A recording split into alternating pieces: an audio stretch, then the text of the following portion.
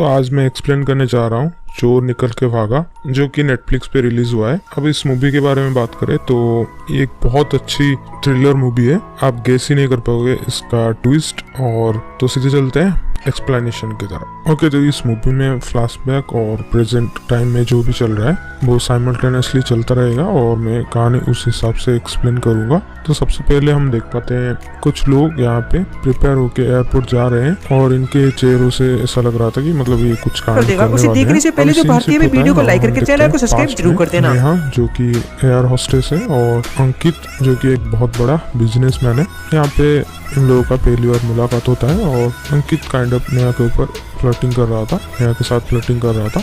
Next हम देखते हैं ऐसे ही देखते देखते कुछ दिनों बाद ये लोग लवर्स हो गए थे और थोड़े दिन बाद अंकित को पता चलता है कि नेहा प्रेग्नेंट है। अब ये लोग मन ठान लेते हैं कि मतलब इन लोगों का मैरिज नहीं होता, तो ये लोग सोचते हैं कि पहले मैरिज करेंगे और उसके बाद फैमिली स्टार्ट करेंगे। अब यहाँ पे हम देखते हैं नेक्स्ट सीन में हम देखते हैं नेहा और अंकित ये लोग खाना खाने गए थे। अब अंकित को एक फोन आता है और उस फोन कॉल से अंकित थोड़ा घबराया हुआ था।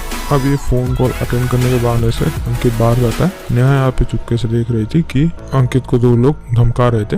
अब पूरी बात पूछने पर नेहा को पता चलता है कि अंकित ने किसी पार्टी से 20 करोड़ रुपए लिए थे और अब उसको देने के लिए कुछ है नहीं उसके पास, इसीलिए उसके गुंडे आके धमका रहे हैं। अब अंकित के पास कोई रास्ता नहीं है, उसे किसी तरह से चोरी करना पड़ेगा। तो नेहा बोलती है कि मैं एक चोर के साथ जिंदगी नहीं बिताना चाहती। अब कहानी फिर से प्रेजेंट टाइम में शिफ्ट होता है। हम देखते हैं अंकित एक बिजनेस मीटिंग अटेंड कर रहा है। मतलब यहाँ पे हमें पता चलता है कि एक मिनिस्टर है जो कि हवाला का पैसा इधर उधर करता है। अब यहाँ पे वो मिनिस्टर का पीए और वो मिनिस्टर दुबई आया है।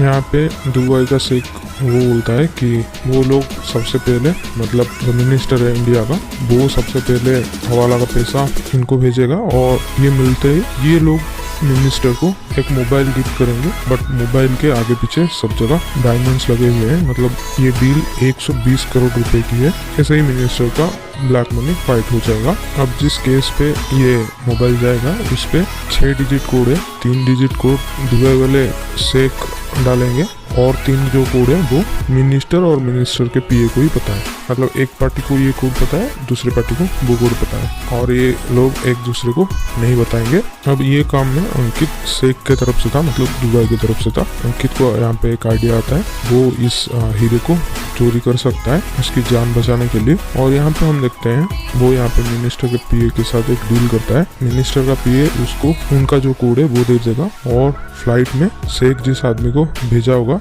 उसको सबसे पहले ये लोग फ्लाइट में बेहोश कर देंगे और उसके बाद कोड एंटर करके मोबाइल की अदला बदली कर देंगे। और तो और मोबाइल में एक सिम है जिसको हाथ लगाते ही शेख को नोटिफिकेशन चला जाएगा। इसीलिए इन लोगों का प्लान था, मतलब जब फ्लाइट पूरी तरह से टेकअप हो गया होगा, मतलब बहुत हवा में होगा, तब ये लोग अपने काम का अंजाम देंगे। तो शेख को भी पता नहीं चल पाएगा और ये लोग डबल क्रॉस करके 50-50 ले लेंगे। मतलब 50% मिनिस्टर के पीए का और 50% अंकित का। प्लान तो अच्छा था इन लोगों का। नेक्स्ट हम देखते हैं, मतलब ये प्रेजेंट टाइम चल रहा है। नेक्स्ट हम देखते हैं नेहा यहाँ पे अंकित की मदद कर रही है चोरी करने के लिए, बट वो ऐसा क्यों कर रहे हैं हमें आगे पता चलेगा। यहाँ पे हम देखते हैं नेहा यहाँ पे अंकित को बोलती है कि तुम्हारा कुरियर मैन मतलब शेख जिसको भेजने वाला था वो अभी तक फ्लाइट अटेंड नहीं किया है। यहाँ पे अंकित को मिनिस्टर का जो पीए था उसने अपना कोड भेज दिया है और ये सेम कोड अंकित ने ऑलरेडी नेहा को भी भेज दिया है। मतलब अगर अंकित ने हीरा को इधर उधर नहीं कर पाया तो नेहा जरूर कर देगी।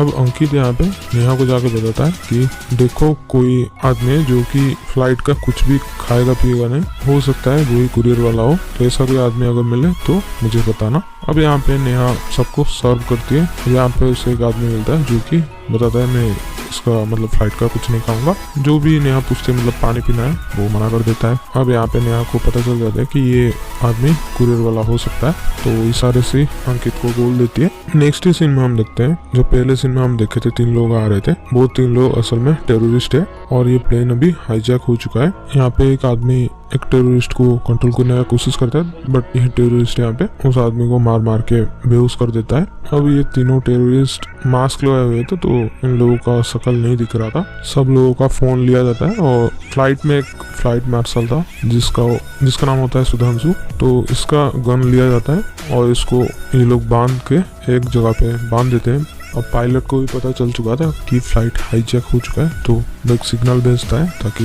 गवर्नमेंट इसके ऊपर कोई एक्शन ले सके।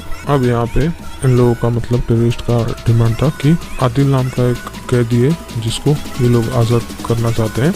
अब रॉ की मीटिंग बैठती है और यहाँ पे हमें पता लगता है कि टेररिस्ट बोल रहे हैं कि फ्लाइट कुल्लू में लैंड करेगा। तो हम देखते हैं शरद केलकर को, जो कि इस मूवी में रॉ एजेंट है। अब शरद के ऊपर जिम्मेदारी है उस कैदी को यानी कि आदिल को बाहर निकालने का और कैसे भी ये हॉस्टेज सिचुएशन को कंट्रोल करने का।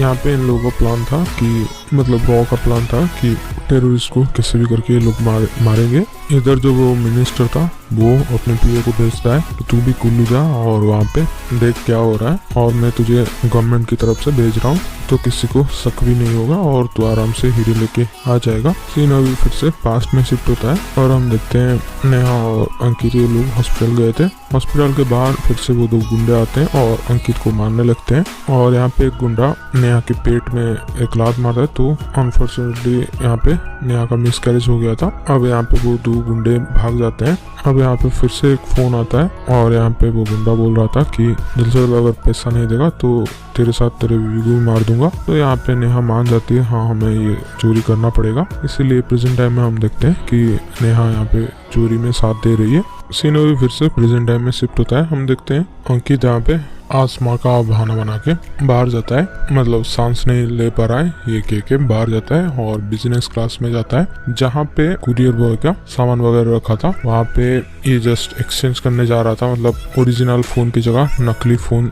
रखने जा रहा था। वहाँ पे एक टेररिस्ट आ जाता है और वो टेररिस्ट को देख के अंकित तुरंत यहाँ पे एक्टिंग करने लगता है, तो वो टेररिस्ट को शक हो जाता है, जोरदार पंच मारता है। तो यहाँ पे अंकित का नाक टूट गया था और जोर जोर से खून बह रहा था। यहाँ पे अंकित फिर से अपने जगह पे आके बैठता है। इधर हम देखते हैं टेररिस्ट ने जिस कैदी को बोला था सर यहाँ पे उस कैदी को बाहर निकाल के लेके जा रहे हैं। अब यहाँ पे उनके कन्वर्सेशन से हमें पता चलता है कि ये जो कैदी है वो इतना इम्पोर्टेंट नहीं है, मतलब इसको कोई जानता ही नहीं है। तो टेररिस्ट का इसके साथ क्या कनेक्शन है ये शरद को समझ नहीं आ रहा था। नेक्स्ट हम देखते हैं अंकित यहाँ पे नेहा को रिक्वेस्ट कर रहा था कि किसी भी करके तुम फर्स्ट एड बॉक्स रखने जाओ और किसी भी करके तुम उस बॉक्स को मतलब मोबाइल को एक्सचेंज कर दो। नेहा को ये बहुत रिस्की लग रहा था, तो नेहा पहले तो मना करती है और अंकित यहाँ पे काइंड ऑफ उसको धमकाता है और फिर रिक्वेस्ट करने लगता है कि अगर हम आज चोरी नहीं कर पाएंगे तो मेरा जान चला जाएगा, वो गुंडे मुझे मार देंगे। फिर नेक्स्ट सीन में हम देखते हैं शरद जब नेगोशिएट करने का कोशिश कर रहा था, वो 3 में से 2 आतंकवादी यहाँ पे एक कॉल के द्वारा कनेक्ट करते हैं शरद से। अब ये मौके का फायदा उठा के अंकित यहाँ पे फिर से चेंज करने जाता है और इस बार वो मोबाइल सक्सेसफुली चेंज भी कर लेता है। लेकिन एंड में एक आतंकवादी जो कि नेगोशिएट करने नहीं गया था वो अंकित को, मतलब 3 आतंकवादी थे, 2 उसमें से नेगोशिएट करने गए थे और एक आतंकवादी जो था वो अंकित को पकड़ लेता है। अब यहाँ पे वो आतंकवादी देख लेता है कि ये तो हीरे का मोबाइल है, तो यहाँ पे वो लेने जा रहा था। अंकित और उसका फाइटिंग होता है और अभी प्लेन भी लैंड हो रहा था और हाथापाई में गोली चल जाता है और यहाँ पे वो आतंकवादी मारा जाता है। बाकी जो 2 आतंकवादी थे वो ये बात जान लेते हैं और वो तुरंत अंकित को पकड़ के उसके ऊपर एक बॉम्ब लगा देते हैं और तब तक हम देखते हैं फ्लाइट मार्शल यानी कि सुधांशु वो किसी तरह आज़ाद होके तीसरे आतंकवादी का जो गन नीचे गिरा होता है उसको लेके वो 2 आतंकवादियों को मार देते हैं और डिक्लेयर हो जाता है कि अभी सब कुछ फ्री हो चुका है और अभी 3 आतंकवादी मारे गए हैं। और तब तक फ्लाइट भी लैंड हो चुकी थी, बट यहाँ पे डिक्लेयर किया जाता है कि मतलब सुधांशु यहाँ पे देख लेता है कि अंकित के शरीर में बॉम्ब लगा है, तो वो ये तुरंत डिक्लेयर करता है और सबको तुरंत इधर से इवैक्यूएट किया जाता है। इधर हम देखते हैं मिनिस्टर यहाँ पे स्टेटमेंट दे रहा था कि सारे हाईजैकर्स मारे जा चुके हैं, तो ये ऑल आर सेफ। दूसरी तरफ बॉम्ब स्क्वाड यहाँ पे बॉम्ब डिफ्यूज करने जाता है और बॉम्ब डिफ्यूज करते हैं, बट यहाँ पे पता चलता है कि ये बॉम्ब तो नकली है, जिसको सुन के कहीं ना कहीं शरद को शक होने लगता है, मतलब ये असली में हाईजैक था कि नहीं। इसलिए वो ऑर्डर देता है वो 3 बॉडी जो है उसको ढूंढो, मतलब 3 जो टेररिस्ट थे उसको ढूंढो। तो यहाँ पे हमें पता चलता है ये 3 टेररिस्ट भी गायब है, उनका बॉडी गायब है। तो यहाँ पे शरद को यकीन हो जाता है कि ये कोई भी हाईजैक नहीं था, बल्कि ये सोचा समझा प्लान था किसी का। इसलिए शरद यहाँ पे तुरंत बोलता है कि सब गेट लॉक करो, और ये जो टेररिस्ट बन के जो भी बैठा है वो टेररिस्ट नहीं है और वो इन्हीं पैसेंजर्स में कोई है, हमें जैसे तैसे करके उनको ढूंढना पड़ेगा। अब यहाँ पे हमें पता चलता है जो कोई भी अपने आप को फ्लाइट मार्शल बोल रहा था वो असल में कौन है पता नहीं, और वो सबसे पहले टर्मिनल से निकल चुका है। असल में फ्लाइट मार्शल कोई और है जो कि फ्लाइट में बेहोश हो चुका था। किसी ने उसको एक ड्रिंक दिया तो वो पी के वो बेहोश हो गया था। उसको पता ही नहीं है कि फ्लाइट हाईजैक हो गई थी। इधर अंकित यहाँ पे ओरिजिनल वाला जो मोबाइल है वो मंत्री के पीए को देता है, मतलब इन दोनों का तो अलग सेटिंग है। अब मंत्री का पीए पहले ही डायमंड एक्सपर्ट को लेके आया था। अब यहाँ पे उससे पता लगता है कि ये मोबाइल जो है वो फेक है, मतलब मोबाइल में जो डायमंड लगा हुआ है वो फेक है। तो यहाँ पे उन लोगों का बेसबाजी होने लगता है। और यहाँ पे अंकित बहुत हैरान परेशान था। अब समझाने के लिए नेहा उसको मिलने वहाँ पे जाता है। नेहा यहाँ पे बोलते हैं मैं सब कुछ ठीक कर दूंगी, मतलब हम शुरू से फिर से शुरुआत करेंगे। अब ये बात सुन के अंकित यहाँ पे बहुत ज्यादा फ्रस्ट्रेट हो जाता है और यहाँ पे असली बात खुलता है और वो नेहा को बोलता है कि मैंने जस्ट ये हीरे चुराने के लिए ही तुमसे प्यार का नाटक किया, तुम जैसों को तो मैं मुंह ना लगाऊं,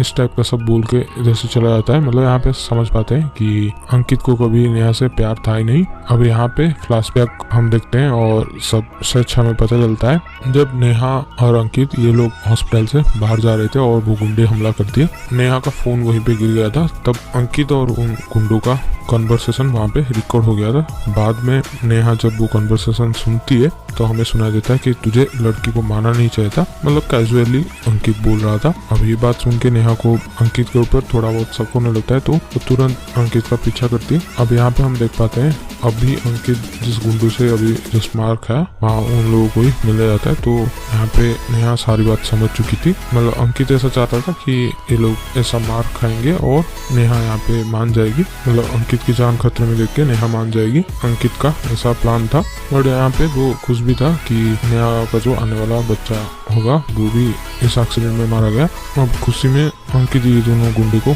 टिप दे रहा था। ये सारी बात नेहा यहाँ पे देख लेती है। और तो और अंकित का किसी और लड़की के साथ अभी अफेयर है वो भी नेहा यहाँ पे देख लेती है। अब नेहा क्या करे क्या ना करे सोच में पड़ जाती है। नेहा पूरी तरह से टूट चुकी थी और यहाँ पे वो अपने एक कजिन जिसका नाम है सुधांशु उसके साथ वो कांटेक्ट करती है। यहाँ पे हम पता चलता है नेहा अभी ठान चुकी है कि कैसे भी करके वो अंकित से बदला लेगी और ये जो 100 करोड़ की डील हुई है उस सब के बारे में नेहा सुधांशु को बताती है।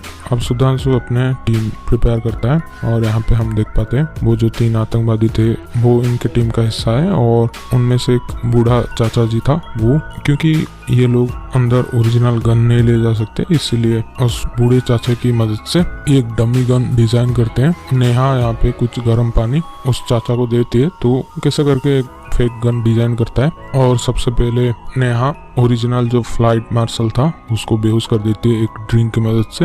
अब सुधांशु उसके बगल में ही बैठा था तो वो ओरिजिनल गन और डुप्लीकेट गन एक्सचेंज कर देता है और उस पर डमी गोलियां डाल देता है जैसे कि वो गन ओरिजिनल लगे और अगर मतलब किसी के ऊपर अगर फायर भी हुआ तो भी वो डमी गोलियां होगा। और सबसे पहले इन लोगों ने जिसको मारा था वो आदमी भी इन्हीं लोगों का हिस्सा था, मतलब इसी टीम का हिस्सा था, क्योंकि नेहा क्लियर कट बोलती है कि किसी भी पैसेंजर्स को हमें नहीं मारना है सिवाय अंकित को छोड़ के, मतलब अंकित को जम के धो। अब ये रहा इन लोगों का प्लान और जाते जाते ये फेक बॉम्ब लगा के जाएंगे ताकि इनको और 20-30 मिनट का टाइम मिल जाए और उसी टाइम में जो 3 लोग आतंकवादी बने होंगे वो लोग भी ड्रेस चेंज करके पैसेंजर में घुस जाएंगे। और ये लोग जानबूझ के कुल्लू एयरपोर्ट चुने क्योंकि वो एयरपोर्ट अभी बन रहा है और वहाँ पे पुलिस वालों को और रॉ एजेंट मतलब शरद को सिचुएशन हैंडल करने में मुश्किल होगा। अब यहाँ पे प्रेजेंट टाइम में हम देखते हैं शरद यहाँ पे सबसे पूछताछ करने का ट्राई कर रहा था बट ये लोग बहुत अच्छी प्लान किए थे।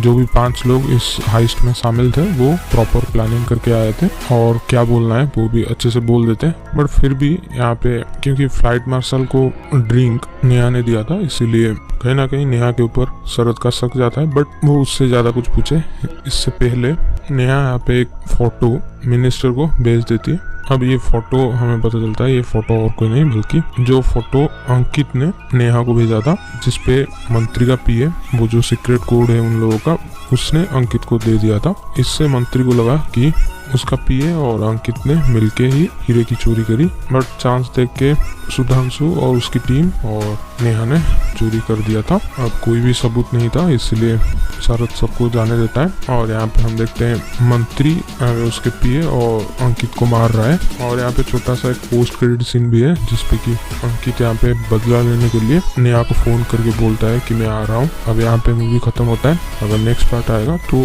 अंकित का बदला लिया कि नहीं हमें आगे पता चलेगा। बट ये रही कंप्लीट स्टोरी इस मूवी की। अगर मूवी का स्टोरी का एक्सप्लेनेशन आपको पसंद आया तो प्लीज़ वीडियो को लाइक कर देना और आने वाले वीडियोस के लिए चैनल को सब्सक्राइब कर देना। मिलते हैं नेक्स्ट वीडियो में। Thanks for watching.